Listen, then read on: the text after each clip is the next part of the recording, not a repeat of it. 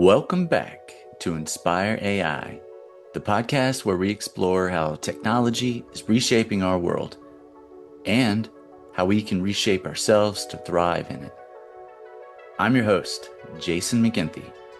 In today's episode of Inspire AI, we're gearing up to go back to school. And so a topic on every parent's, teacher's, and student's mind is AI in education. Because let's be honest, when students start using tools like ChatGPT or Photomath, the first question people ask isn't, is this helping them learn? Rather, it's, are they just cheating with it? So today, we're cutting through the noise. We're going to explore the smart, responsible, and future-ready ways that students, whether in elementary school, high school, or college, can use AI to enhance their learning, not replace it. So let's get started. AI is everywhere now, especially in schools. From writing essays to solving equations to explaining photosynthesis. AI tools are starting to show up in both the classroom and the homework time. But there's a golden rule we all need to keep in mind. AI is a tool, not a replacement for your teacher, not a shortcut, and definitely should not be used to substitute thinking. Educators in both US and UK are making that crystal clear. In fact, the UK's Department of Education recently said AI must always remain teacher-led. That means AI should support what the student is doing and not do it for them. Same in the US. The Department of Education has called for critical, responsible use of AI. That means students should be learning with AI, not just copying from it. When people get started with AI, they recognize it as a great tool for writing. It should be used as a tool for brainstorming, not plagiarizing. AI tools like ChatGPT or Grammarly can help students come up with ideas, fix grammar, and even clarify their arguments. That's awesome. In fact, it's like having a writing coach on standby. When we use these tools, we should use AI to brainstorm ideas. We should use it to get feedback on a rough draft. We should even use it to tighten up our sloppy sentences. On the flip side, we should not be using it to write our entire paper. We should not be using it to submit a paragraph we didn't understand. And we should not be using it in those shadow cases where our teachers did not provide us permission. So what do we take away here? How about a new habit?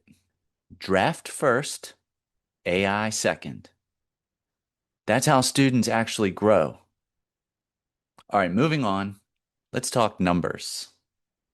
Tools like Photomath, Wolfram, Microsoft Math Solver are blowing students' minds with step-by-step explanations and instant solutions. And guess what? That's not cheating. If you're using them right, here's the recommendation. Solve the problem yourself first, then use AI to check your steps. And when in doubt, ask the AI why it solved it in a certain way. This is like having a tutor in your back pocket, but don't abuse the tutor. Same goes for science.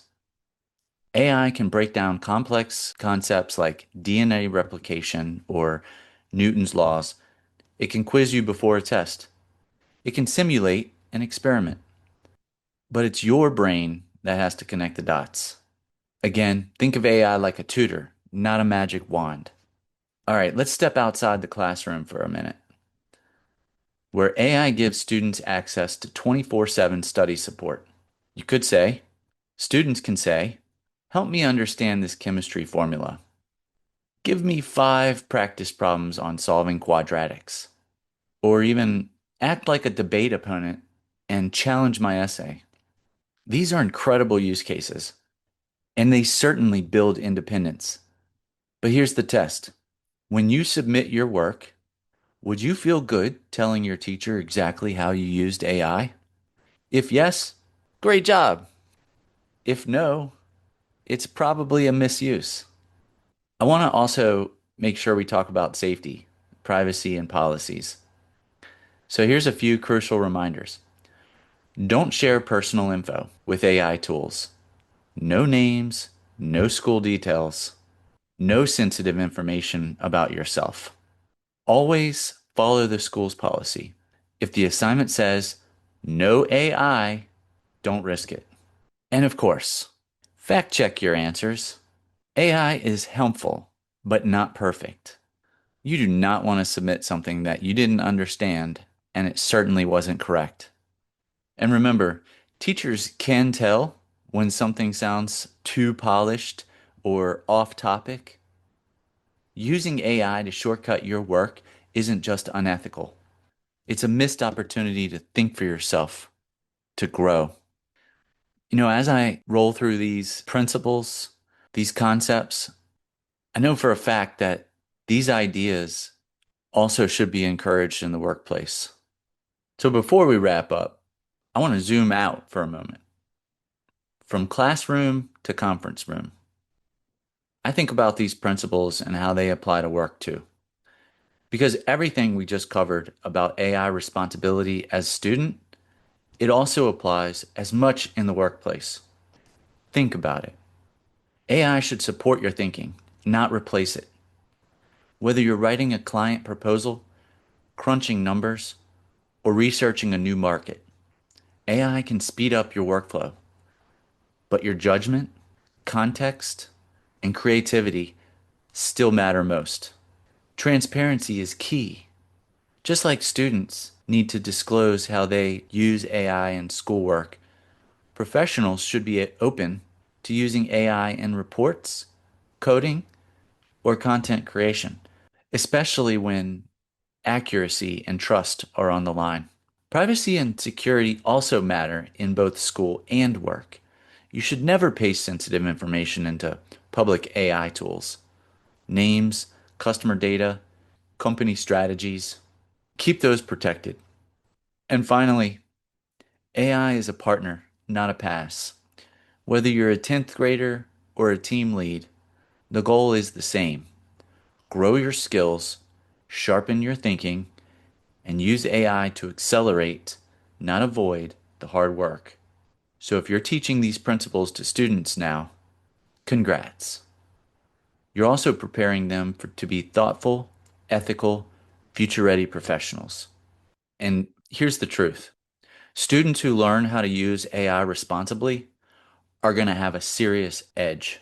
They'll write better, they'll solve faster, they'll understand deeper.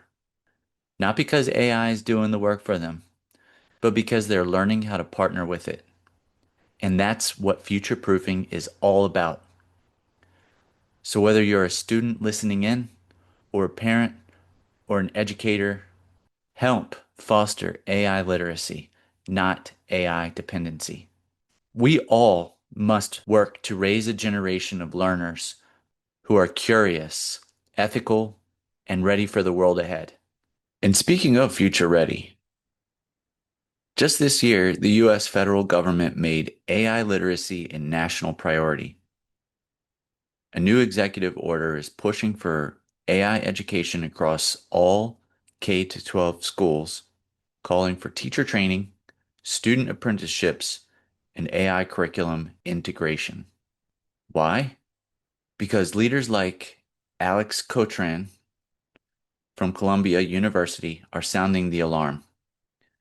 Quote, AI literacy is no longer optional.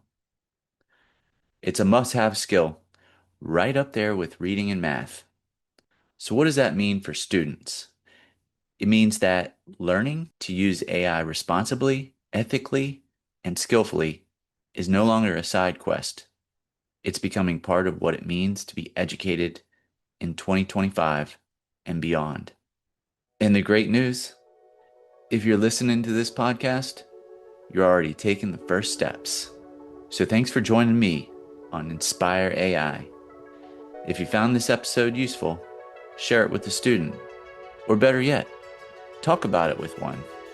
Ask them how they use AI, what excites them, and where they could use additional support. And stay tuned. We've got more future-ready conversations coming your way. Until next time, stay curious, stay responsible, and keep building a better tomorrow.